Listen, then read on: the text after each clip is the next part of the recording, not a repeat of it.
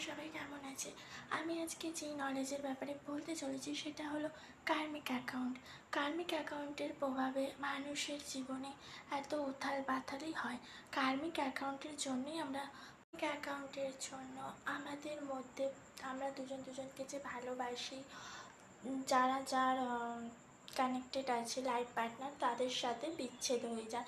কেন? কর্ম, তার সাথে আমাদের কর্ম এমন একটা থাকে আগের জন্মে, যে সেই জন্য ভগবান না, আমাদের আমাদের কর্মা এই এই ইয়েতে এসে, ঠিক আছে, এই ইয়েতে এসে এই যেই আমরাটা রিভার্থ করি, সেই রিভার্থে আমাদেরকে সেই প্রসেসিংয়ে চালায়।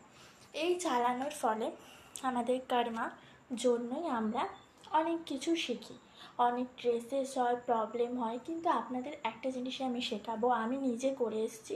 আপনারা একদম ভয় পাবেন না, ধৈর্য করা শিখুন, সহ্য করা শিখুন। যে ধৈর্য আর সহ্য করে রয়ে যাবে, সেই সবার ওপরে উঠতে পারবে। আর বোবার কোনো শত্রু নেই। যে বলছে বলুক না, কান দিয়েছে ভগবান, দুটো কান কেন দিয়েছে? শোনার জন্য। একটা শুনবে, একটা দিয়ে বার করে দেবে।